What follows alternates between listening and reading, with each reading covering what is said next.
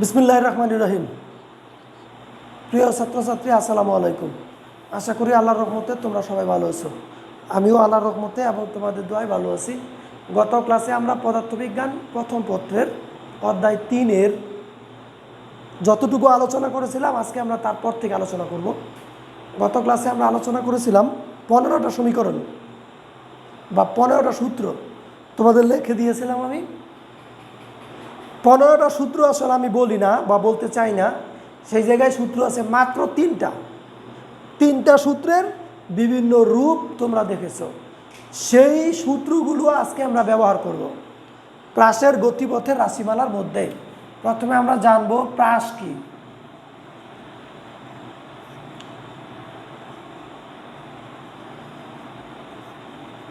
অনুভূমিকের সাথে বা আনুভূমিকের সাথে নির্দিষ্ট কোণে এবং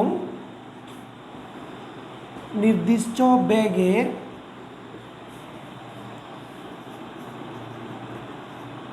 তির্যকভাবে নিক্ষিপ্ত বস্তুকে প্রাস বলে। অনুভূমিকের সাথে বা আনুভূমিকের সাথে নির্দিষ্ট কোণে এবং নির্দিষ্ট বেগে তির্যকভাবে নিক্ষিপ্ত বস্তুকে প্রাস বলে। আমি যদি একটা চিত্র দেখাই তোমাদের,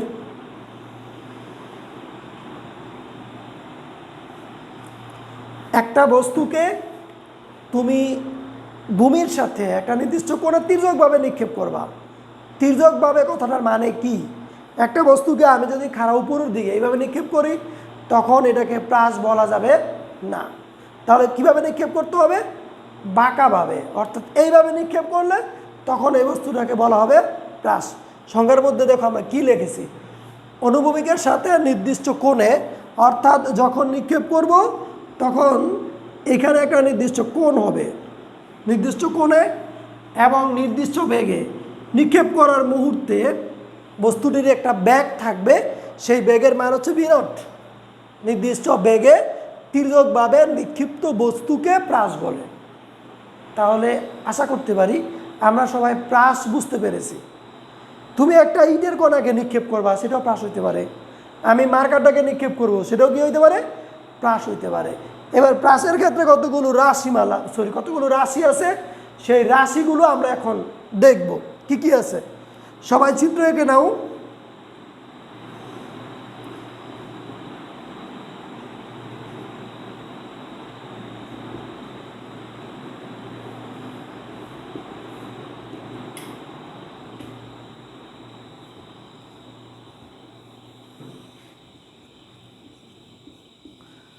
সবগুলো আমি লিখে দিচ্ছি।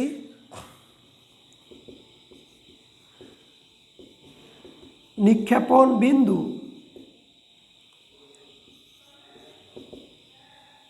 নিক্ষেপণ কোণ,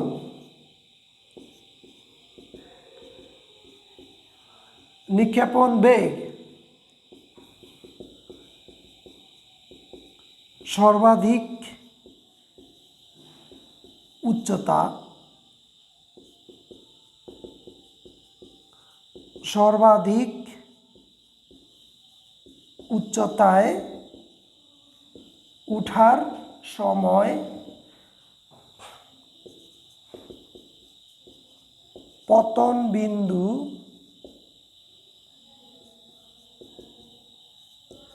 আনুভূমিক পাল্লা,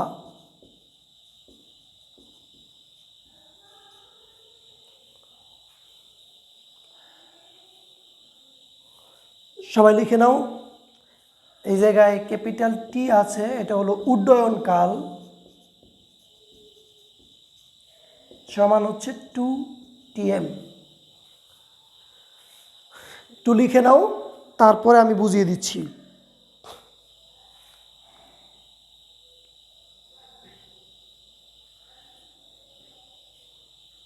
আমার মনে হয় অতিরিক্ত সময় তোমাদের দেওয়া দরকার নাই, বুঝিয়ে নেই।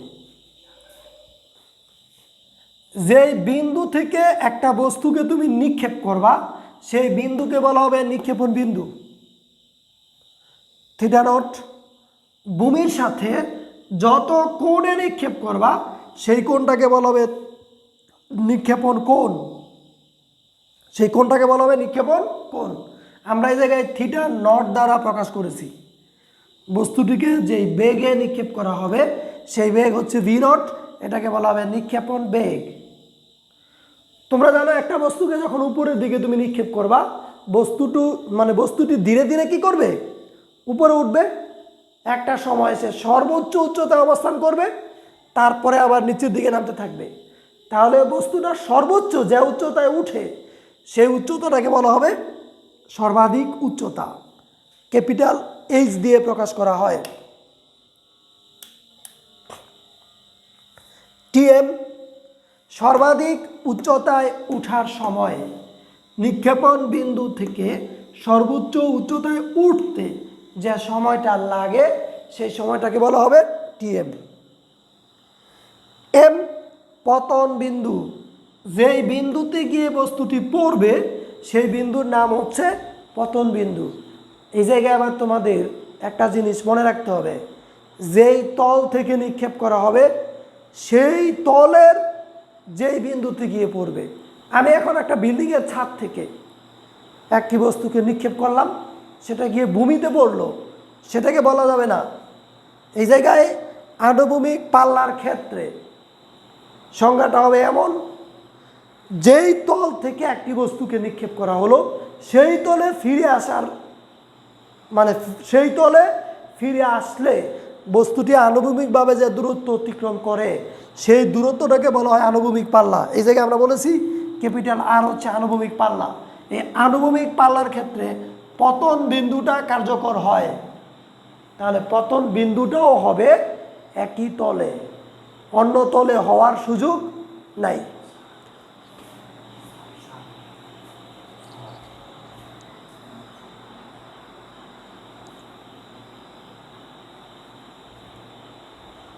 অন্য তলে হওয়ার কোনো সুযোগ নাই। তাহলে এই জায়গায় আমরা দুইটা জিনিস একটু বুঝে নিব, সেটা হচ্ছে আমি যদি এই লেভেল থেকে একটা বস্তুকে নিক্ষেপ করি তাহলে পতন বিন্দুটা হবে এই লেভেলে, এবং নিক্ষেপণ বিন্দু এবং পতন বিন্দুর মধ্যবর্তী যে দূরত্ব সেই দূরত্বটা হবে আনুভূমিক পাল্লা। কিন্তু যদি বস্তুটা এর থেকে নিচের দিকে পড়ে যায় তাহলে সেই জায়গায় আনুভূমিক পাল্লা আর হবে না। এতটুকু মনে রাখো, পরে আমি অঙ্ক করানোর সময় সামনের দিকে বলে দিব কিভাবে কোনটা করতে হবে, সেটা জানিয়ে দিব তোমাদের আমি। টি উড্ডয়নকাল। উড্ডয়নকাল হলো সর্বাধিক উচ্চতায় উঠার সময় এবং সর্বোচ্চ উচ্চতা থেকে একই তলে ফিরে আসার যে সময়, সেই দুইটা সময়ের যোগফল, সেটা হলো উড্ডয়নকাল। উড্ডয়নকাল দিয়ে আসলে কী বোঝায়? একটা বস্তুকে ভূমি থেকে তুমি যদি নিক্ষেপ করো, ভূমিতে ফিরে আসার পূর্ব পর্যন্ত যে সময়, সেই সময়টাকে বলা হবে উড্ডয়নকাল। আমরা এখান থেকে দেখতে পাচ্ছি capital T is equal two 2Tm লেখা যায়। কেন? সর্বাধিক উচ্চতায় উঠতে সময় লাগে Tm, সর্বাধিক উচ্চতা থেকে নামতে সময় লাগে Tm, তাহলে মোট সময়টা হলো 2Tm। এই জায়গায় তোমাদের আরেকটা জিনিস জানা দরকার, সেটা হচ্ছে আমরা স্বাভাবিকভাবে যেটা বুঝতে পারি, উপরের দিকে ওঠার সময় আমাদের কষ্ট হয় বেশি, নিচের দিকে নামার সময় আমাদের কষ্ট হয় কম। এই সেন্স থেকে আমরা যেটা বুঝি বা যেটা অনুভব করি সেটা হলো উপরের দিকে ওঠার সময়টা লাগবে বেশি, নিচের দিকে নামার সময়টা লাগবে কম। কিন্তু বাস্তবে উপরে উঠা এবং নিচে নামা দুইটার সময় লাগে সমান। সিঁড়ি দিয়ে ওঠার ক্ষেত্রে না, নিক্ষিপ্ত বস্তুর ক্ষেত্রে প্রযোজ্য। কেন, মানে কিভাবে বা কেন, সেটা আমরা এখন জানতে চাই। একটা বস্তুকে তুমি যদি আমার এই হাতের এই জায়গা থেকে নিক্ষেপ করো, 10 মিটার পার সেকেন্ড বেগে আমি নিক্ষেপ করলাম, বস্তুর বেগ কমতে কমতে সর্বোচ্চ উচ্চতায় গিয়ে 0 হবে। এখান থেকে যখন আবার নিচের দিকে নামবে তার বেগ বাড়তে বাড়তে হাতের কাছে পৌঁছাবে। যদি আমি আমার হাতের কাছ থেকে 10 মিটার পার সেকেন্ড বেগে উপরের দিকে নিক্ষেপ করি, তাহলে সর্বোচ্চ উচ্চতায় যদি বেগ 0 হয়, নিচের দিকে নামার সময় আমার হাতে যখন পৌঁছাবে তখনও 10 মিটার পার সেকেন্ড বেগ অর্জন করবে। প্রশ্ন কেন? উত্তর হলো, উপরের দিকে ওঠার সময় বস্তুটি প্রতি সেকেন্ডে 9.8 মিটার পার সেকেন্ড করে বেগ হারায়। হারাতে হারাতে একটা সময় পরে বেগের মান 0 হয়। আবার যখন নিচের দিকে নামে তখনও তার বেগ প্রতি সেকেন্ডে 9.8 মিটার পার সেকেন্ড করে বৃদ্ধি পায়। বৃদ্ধি পেতে পেতে আমার হাতের কাছে পৌঁছায়, তখন তার বেগ নিক্ষেপণ বেগের সমান হয়ে যায়। যেহেতু উপরের দিকে ওঠার সময় বেগ হ্রাসের হার যা, নিচের দিকে নামার সময় বেগ বৃদ্ধির হার সেম। এই কারণে উপরে ওঠার সময় যা, নিচের দিকে নামার সময়ও তা। এই কারণে উপরে ওঠার সময় যদি টিএম হয়, নিচে নামার সময় হবে টিএম। তাহলে আমরা একটা নিক্ষিপ্ত বস্তুর ক্ষেত্রে বা প্রাসের ক্ষেত্রে রাশিমালাগুলো সম্পর্কে একটু ধারণা পেলাম। এখন আমরা যেটা করব সেটা হলো প্রাসের গতিপথের রাশিমালা বের করব। ওকে, আমরা এখন যেটা বের করব সেটা হচ্ছে প্রাসের গতিপথের রাশিমালা। প্রাসের গতিপথের রাশিমালা। তোমরা একটু লিখবা প্রাসের গতিপথের রাশিমালা। ওকে, আমি বলে দিচ্ছি, এই জায়গায় একটু আলোর রিফ্লেকশন হয়, এজন্য প্রাসের গতিপথের রাশিমালা। চিত্র আবার নতুন করে এঁকে নিবা।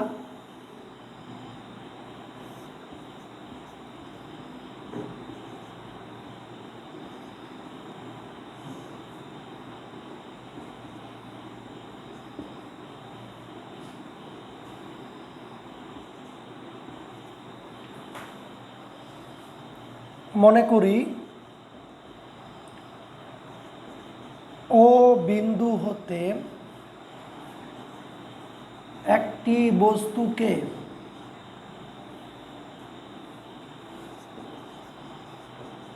আনুভূমিকের সাথে θ0 কোণে এবং v0 বেগে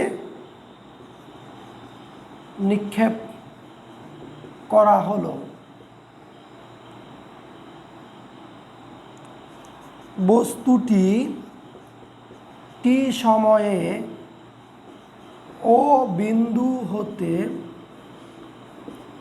পি বিন্দুতে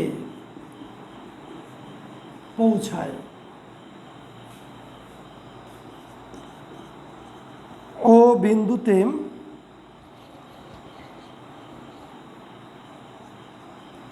বস্তুর বেগের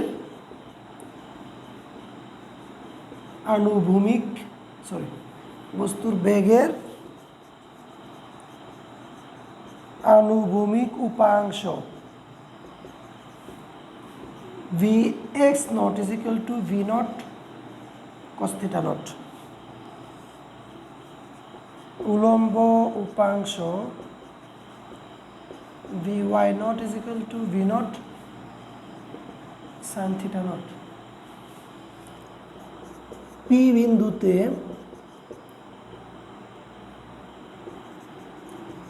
বস্তুর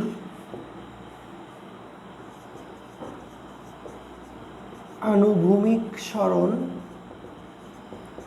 x is equal to Vx naught t plus half ax t square বা x equal to V naught cos theta naught t plus 0। সুতরাং t equal to x by V naught cos theta naught, t equal to x by V naught cos theta naught।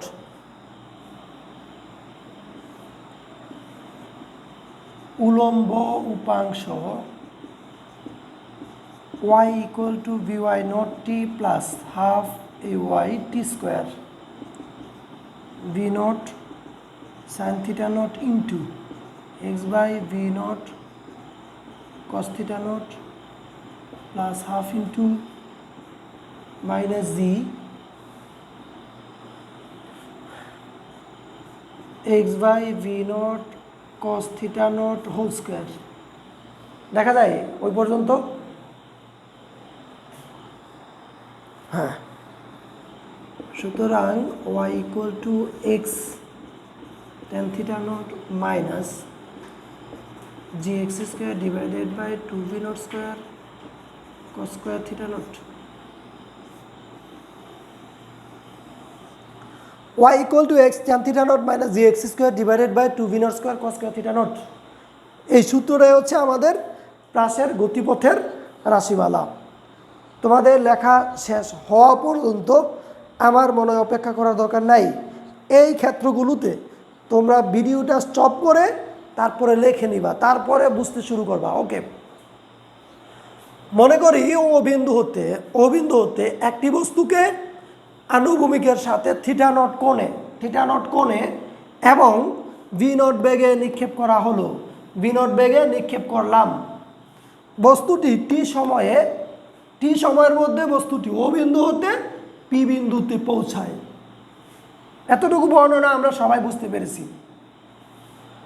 যদি বুঝতে পারি উপরের একটা অংশ আমি মুছে দিব এখন, কারণ নিচের অংশটা বোঝানোর জন্য আমার একটু জায়গা লাগবে।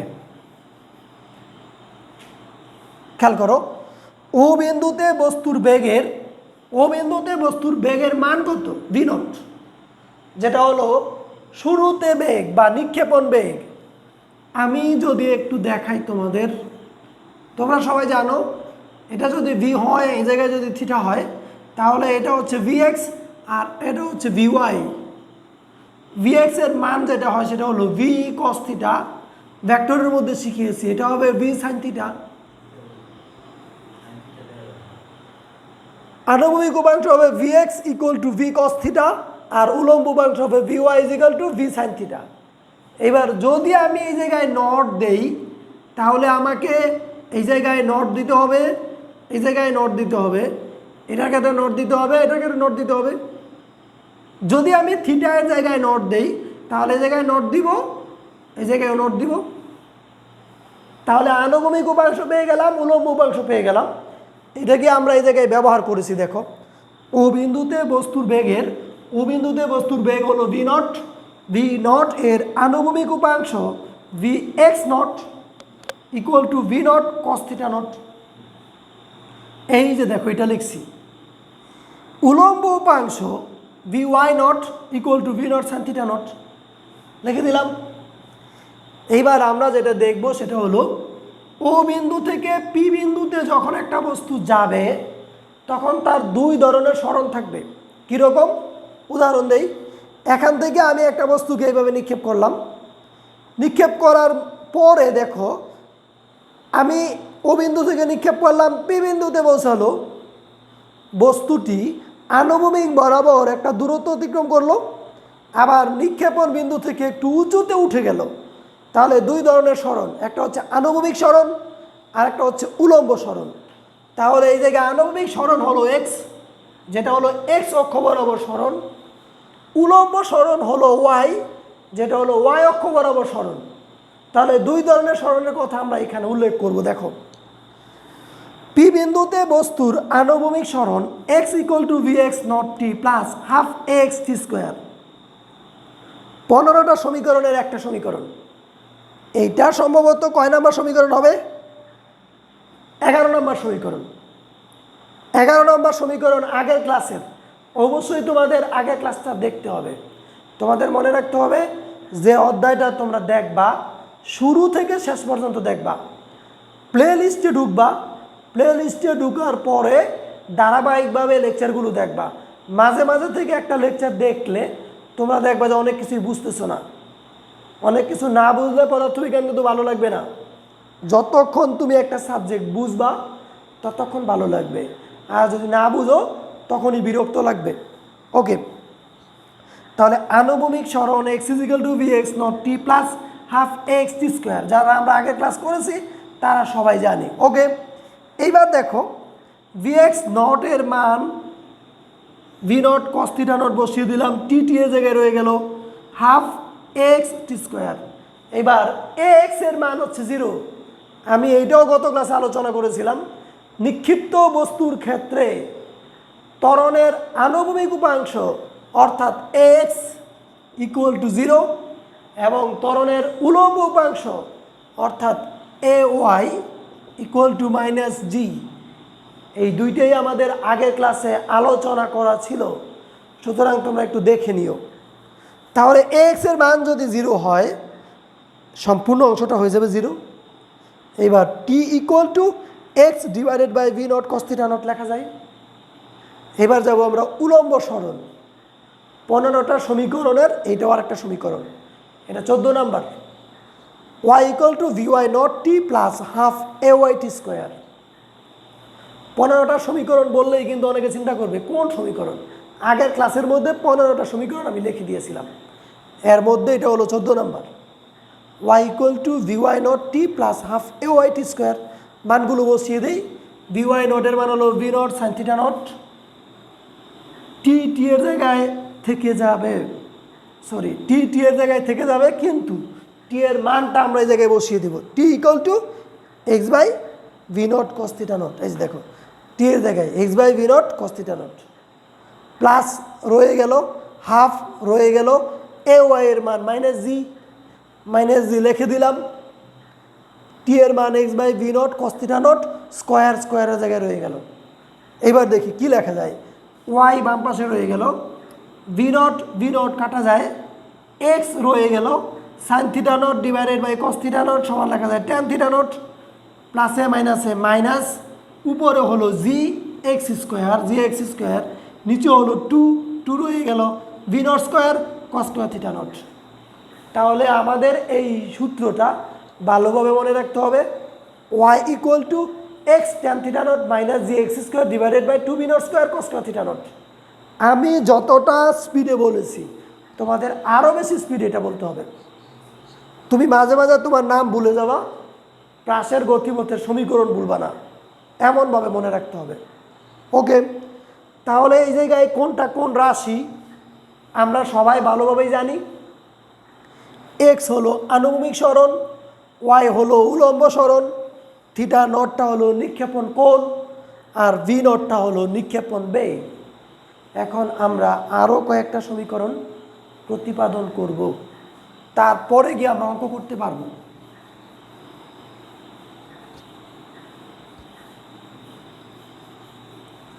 তোমরা অবশ্যই চ্যানেল সাবস্ক্রাইব করে রাখবা, যাতে করে ভিডিও নতুন দিলেই সাথে সাথে পেয়ে যাও।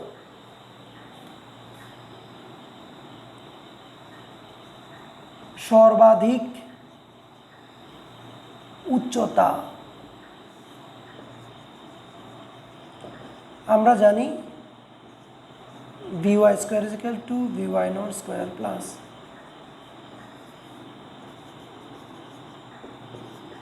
সর্বাধিক উচ্চতার ক্ষেত্রে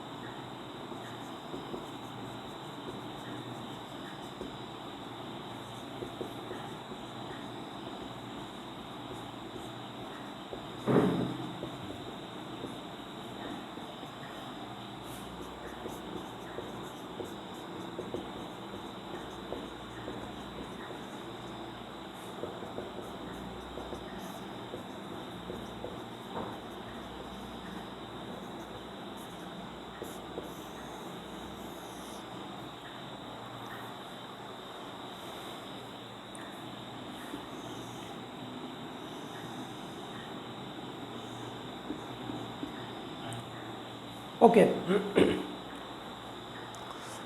তোমাদের একটা কথা আমি বারবার বলে দিচ্ছি, আমি লেখা শেষ করেই বোঝানো শুরু করব। এর কারণ হচ্ছে তোমরা ভিডিও স্টপ করে নিয়ে লেখে কমপ্লিট করে তারপরে বোঝার মানে শুরু করবা।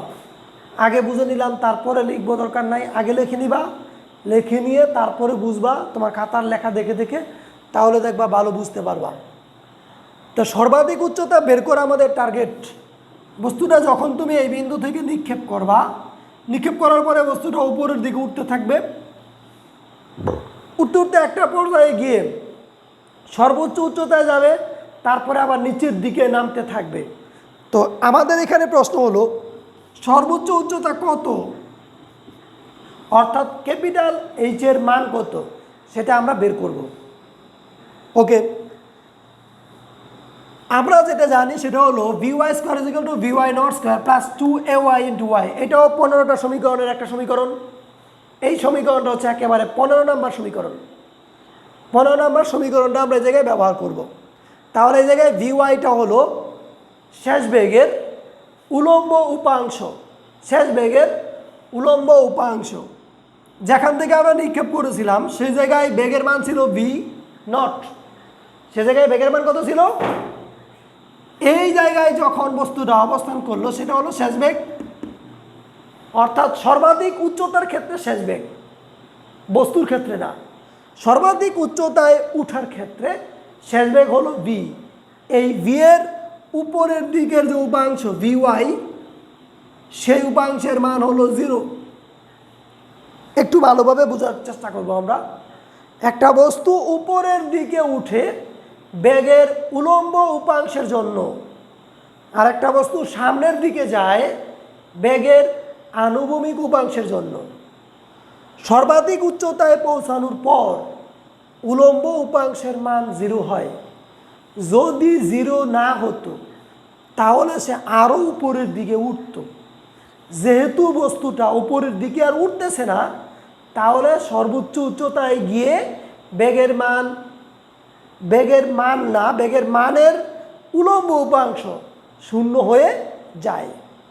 আনুভূমিক উপাংশ কিন্তু 0 হয় না। যদি আনুভূমিক উপাংশ 0 হয়ে যেত তাহলে সে আর সামনের দিকে যেত না। এইবার বস্তুটা নিক্ষেপ করার পর থেকে তার উলম্ব উপাংশের মান আস্তে আস্তে কমতে থাকে, কমতে কমতে সর্বাধিক উচ্চতায় গিয়ে হয় 0। তারপরে আবার বেগের মান বাড়তে থাকে, অর্থাৎ নিচের দিকে যখন নামতে থাকে তখন vy এর মান আবার বাড়তে থাকে। কিন্তু সেই বেগ নিচের দিকে যখন নামবে তখন বেগ হবে ঋণাত্মক। উপরের দিকে ওঠার সময় যদি ধনাত্মক হয়, নিচের দিকে নামার সময় হবে ঋণাত্মক। এখানে বেগের মান অর্থাৎ vy এর মান ছিল সর্বোচ্চ, কমতে কমতে এখানে 0 হলো, তারপরে আবার এখানে বাড়তে থাকবে, অর্থাৎ ঋণাত্মক দিকে বাড়তে থাকবে। আমরা সহজভাবে বুঝি, একটা বস্তু উপরের দিকে ওঠার সময় তার বেগ হ্রাস পায়, সর্বোচ্চ উচ্চতায় গিয়ে বেগের মান 0 হয়। এটা হলো খাড়া উপরের দিকে নিক্ষিপ্ত বস্তুর ক্ষেত্রে। কিন্তু যদি তুমি প্লাসের ক্ষেত্রে বলো তাহলে সর্বোচ্চ উচ্চতায় বেগের মান 0 বলতে পারবা না, কারণ বেগের দুইটা উপাংশ, একটা আনুভূমিক উপাংশ আর একটা উলম্ব উপাংশ। আনুভূমিক উপাংশের মান 0 হয় না, কেবলমাত্র উলম্ব উপাংশের মান 0 হয়। ওকে, তাহলে সর্বাধিক উচ্চতার ক্ষেত্রে আমরা বলতে পারি vy এর মান হচ্ছে 0। আর এই জায়গায় y মানে কি? এই যে দেখো উলম্ব সরণ, এখানে y, তাহলে y এর মান এই জায়গায় গিয়ে হয় সর্বোচ্চ। তখন এই y এর মানটাকে আমরা ক্যাপিটাল H দিয়ে প্রকাশ করি। আবার এটা দিয়েও প্রকাশ করা যায়, y ম্যাক্স মানে ম্যাক্সিমাম হাইট, আবার স্মল h ম্যাক্স, এটা দিয়েও প্রকাশ করা যায়। তো আমরা এই দুইটা ব্যবহার করব না, আমরা ব্যবহার করব ক্যাপিটাল H। তাহলে 1 নং সমীকরণ হতে পাই, 1 নং থেকে পাই vy এর মান 0, vy নটের মান আমরা একটু আগে জেনেছি v naught sin theta naught whole square রয়ে গেল, 2 এর জায়গায় রয়ে গেল। ay এর মান -g, একটু আগেও জানলাম, গত ক্লাসেও জেনেছিলাম। তাহলে এই জায়গায় হবে -g, y এর মান আমি বসাবো h, প্লাসে মাইনাসে হবে মাইনাস। এটাকে যদি আমরা বাম পাশে নিয়ে আসি 2gh equal to v naught square sine square theta naught. Capital H is equal to V naught square sine square theta naught divided by 2g লেখা যায় সর্বাধিক উচ্চতার সমীকরণ। এবার আমরা বের করব সর্বাধিক উচ্চতায় উঠার সময়।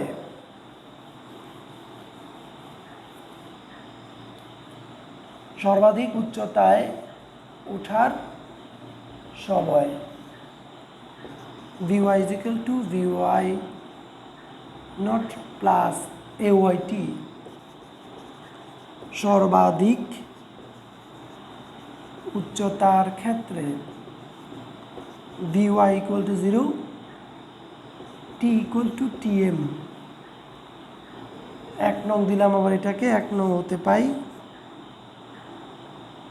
0 equal to v naught sin theta naught minus g tm বা tm g tm equal to v naught sin theta naught। সুতরাং tm equal to v naught sin theta naught divided by g। এটা হলো সর্বাধিক উচ্চতায় ওঠার সময়। তারপরে উড্ডয়নকাল লিখে দেই একবারে। উড্ডয়নকাল t equal to 2tm 2 into v naught sin theta naught divided by g।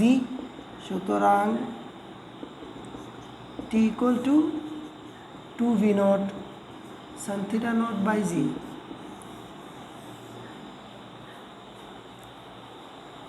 তাহলে আমরা এখানেও দুইটা সমীকরণ পেয়ে গেলাম।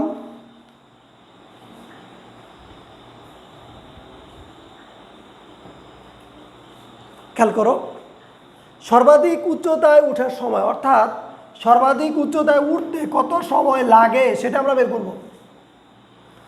আমরা জানি vy is equal to vy naught plus ayt। এইটাও 15টা সমীকরণের একটা সমীকরণ। ওই সমীকরণগুলো আমরা বারবারই ব্যবহার করব। সর্বাধিক উচ্চতার ক্ষেত্রে একটু আগে বলেছি vy এর মান হচ্ছে 0, আর এখান থেকে এই জায়গায় পৌঁছাইতে যে সময়টা লাগে সেই সময়টাকে আমরা বলবো tm। ম্যাক্সিমাম টাইম বলা যাবে না, এটা হচ্ছে টাইম ফর ম্যাক্সিমাম হাইট। সর্বোচ্চ উচ্চতায় উঠতে যে সময়টা লাগে সেই সময়টাকে আমরা tm দিয়ে প্রকাশ করলাম। তাহলে এই জায়গায় vy এর মান 0, vy নট এর মান v naught sin theta naught, ay এর মান মাইনাস g, t এর জায়গায় tm লিখলাম। বাম পাশে নিয়ে আসলাম, ডান পাশে রয়ে গেল v naught sin theta naught, tm is equal to v naught sin theta naught divided by g। তাহলে এই জায়গায় tm অর্থাৎ সর্বাধিক উচ্চতায় উঠার সময়ের সমীকরণ পেয়ে গেলাম। উড্ডয়নকালের সমীকরণ একটু আগে আমরা দেখেছিলাম, t equal to 2tm, 2 রয়ে গেল, tm এর মান বসিয়ে দিলে capital T equal to 2v naught sin theta naught by g লেখা যায়। ওকে, আর একটা সমীকরণ আজকে আমরা প্রতিপাদন করব, আনুভূমিক পাল্লা।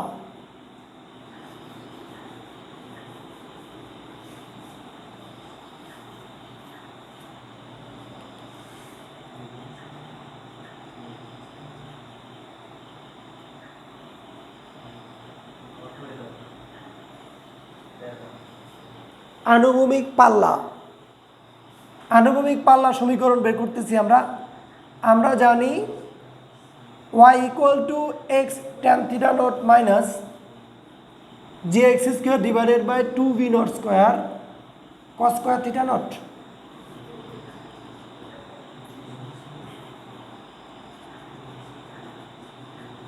আনুভূমিক পাল্লার ক্ষেত্রে y equal to 0 এবং x equal to r। সুতরাং 0 equal to r tan theta naught minus gr square divided by 2v naught square cos square theta naught, gr square divided by 2v naught square cos square theta naught r into sin theta naught divided by cos theta naught। এই জায়গা থেকে r equal to 2v naught square sin theta naught cos theta naught divided by g। সুতরাং আর equal to P naught square sine 2 theta naught by জি।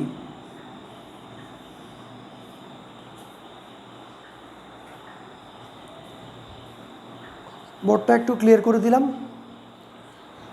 যাতে করে তোমরা বন্ধ করে ঠিকঠাক মতো লিখতে পারো। ওকে, এবার দেখো আমরা যেটা বের করবো সেটা হলো আনুভূমিক পাল্লা।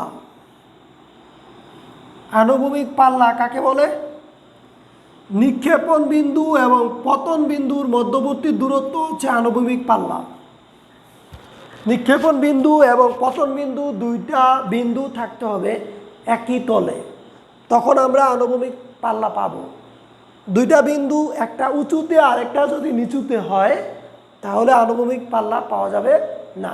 ওকে, এবার এখান থেকে যখন আমি নিক্ষেপ করেছি তখন ওয়াই এর মান ধরলাম 1 মিটার, এখানে গিয়ে ওয়াই এর মান 2 মিটার, এখানে গিয়ে ওয়াই এর মান সর্বোচ্চ, তারপরে এই জায়গায় ওয়াই এর মান কমতে থাকলো, এই জায়গায় ওয়াই এর মান কমতে থাকলো, পতন বিন্দুতে গিয়ে ওয়াই এর মান হয়ে গেল 0। যখন বস্তুটা পতন বিন্দুতে গিয়ে পৌঁছালো সেই সময় দেখো বস্তুটির আনুভূমিক যে দূরত্ব, সেই আনুভূমিক দূরত্বটা হলো এক্স এর মান হয়ে যাবে আনুভূমিক পাল্লা, অর্থাৎ আনুভূমিক দূরত্বটাই হচ্ছে আনুভূমিক পাল্লা। কখন?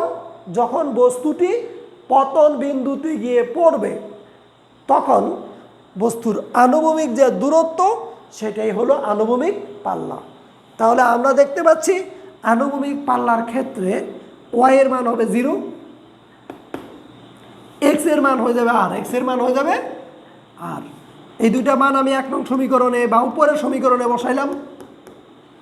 ওয়াই এর মান 0, এক্স এর মান R, tan theta naught minus G R square divided by 2b naught square cos square theta not.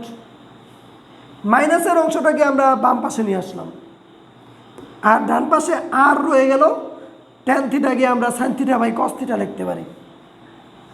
এবার একটু কাটাকাটি করি।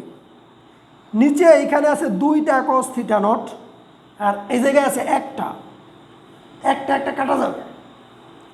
উপরে এই জায়গায় আছে 2টা আর, এখানে আছে একটা আর। এবার এইখান থেকে একটা যদি কাটা দেই তাহলে বাম পাশে একটা আর থাকে। 2b naught square cos theta, এটাকে আমি ডান পাশে উপরে নিয়ে যাব, 2b naught square cos theta, sine theta রয়ে গেল। আর এই জায়গায় জিটাকে আমি ডান পাশে নিয়ে গিয়ে নিচে লিখে দিলাম। এবার দেখো পরের লাইনে কি লিখলাম, R equal to V naught square রয়ে গেল 2 sine theta naught cos theta naught, এটাকে লেখা যায় সাইন 2 থিটা নট। কেন? ত্রিকোণমিতির একটা সূত্র তোমাদের জানতে হবে, sine 2x equal to 2 sine X cos X. Sine 2x equal to 2 sine X cos X, এটা হলো ত্রিকোণমিতির সূত্র। তাহলে 2 sine theta naught cos theta naught, এটাকে আমি লিখতে পারি সাইন 2 থিটা নট। তাহলে capital R is equal to V naught square sine 2 theta naught divided by G লেখা যায়। আমরা আজকে মোট 5টা সমীকরণ প্রতিপাদন করলাম। এই 5টা সমীকরণ দিয়েই আগামী ক্লাসে আমরা অঙ্ক করার চেষ্টা করব ইনশাআল্লাহ। সবাই আবারও বলে দিচ্ছি, ভিডিওগুলো একদম প্লে লিস্টে ঢুকে সিরিয়ালি দেখবা, এলোমেলোভাবে দেখো না, তাহলে কিন্তু এই ধারাবাহিকতা ঠিক থাকবে না। আর ঠিক না থাকলে অনেক কিছু বুঝবা না, তখন আবার আমাকে দোষারোপ করবা। যাই হোক, তোমরা চ্যানেলটা সাবস্ক্রাইব করে রাখো যাতে করে আমি ভিডিও আপলোড দেওয়ার সাথে সাথে পেয়ে যাও। সবাই ভালো থাকবা, সুস্থ থাকবা, সাবধানে থাকবা, আমার জন্য একটু দোয়া করবা। আল্লাহ হাফেজ।